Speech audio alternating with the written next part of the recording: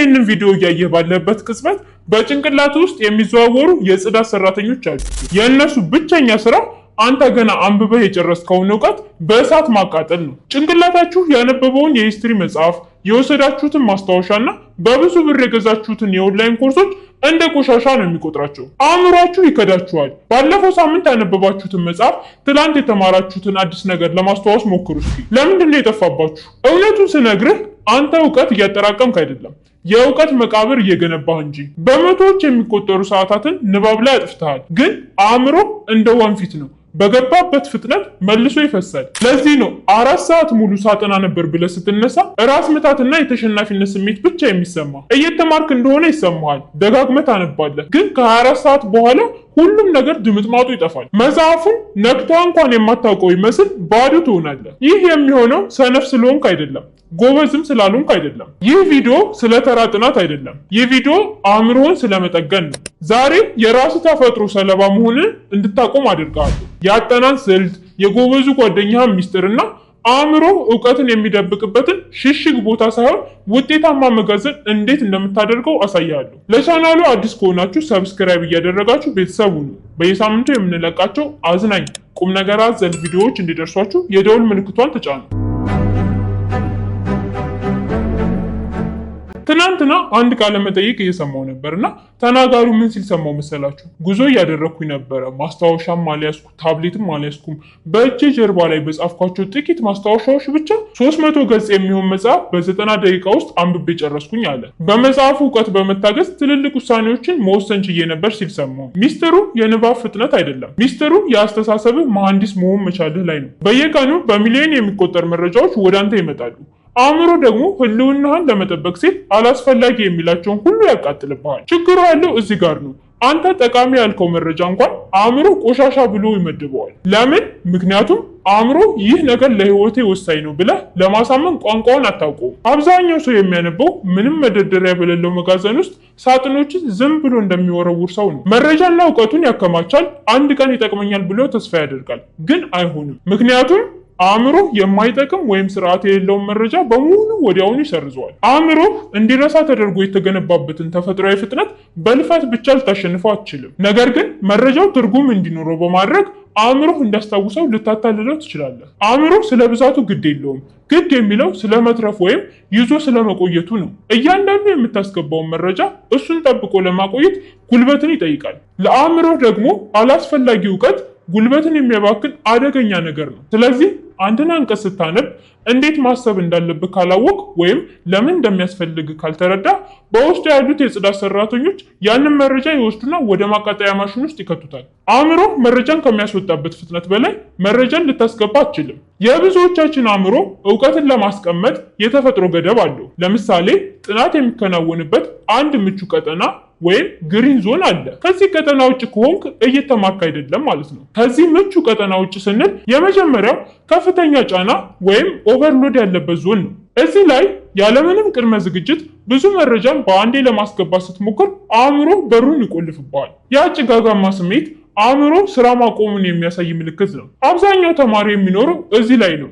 ይህ የሚሆነው ያለምንም ቅድመ ዝግጅት ብዙ መረጃ በአንዴ ወደ አእምሯችሁ ለማስገባት ስትሞክሩ ነው። አእምሯችሁ በአንዴ አንድ ነገር ላይ ብቻ ነው የሚያተኩረው። እስኪ ይችን እናስባት። 12 ሲባዛ በ4 ብላችሁ ቀላል ነው አይደል? 48 ትሉኛላችሁ። 48 ላይ 135 ደምሩበት፣ 12 ቀንሱና ለ3 አካፍሉ ስላችሁ እዚህ ጋር ስትደርሱ አእምሯችሁ የፊተኛውን መርሳት ይጀምራል። ለምን?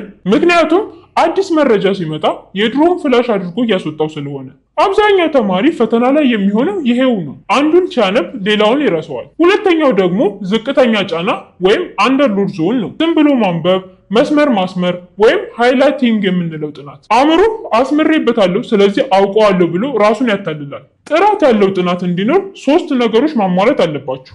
የመጀመሪያው ፍላጎት ወይም ኢንቴንሽን፣ ሁለተኛው አግባብነት ወይም ሪሌቫንስ፣ ሶስተኛው ተለማማጅነት ወይም ፋሚሊያሪቲ ነው። አእምሮ እንደ ስፖንጅ የሰጠውን እንዲቀበል ለማድረግ ይህንን 4 ዘዴ ተጠቀም። የመጀመሪያው ላጠናው ወይም ለወሰድከው መረጃ ቀላል ቋንቋ ፍጠርለት። በ20ኛው ክፍለ ዘመን ከነበሩት ታላላቅ ሳይንቲስቶች አንዱ የሆነው ሪቻርድ ፌማን እንዳለው አንድን ነገር ለ6 ዓመት ህፃን ልጅ ማስረዳት ካልቻልክ አልገባህም ማለት ነው። ውስብስብ ቃላትን አትጠቀም። ማንኛውም አዲስ ሀሳብ መጀመሪያ በገዛ ቋንቋ ለራስ ንገረው። እውቀት ማለት ቃላቱን መሸምደድ ብቻ አይደለም።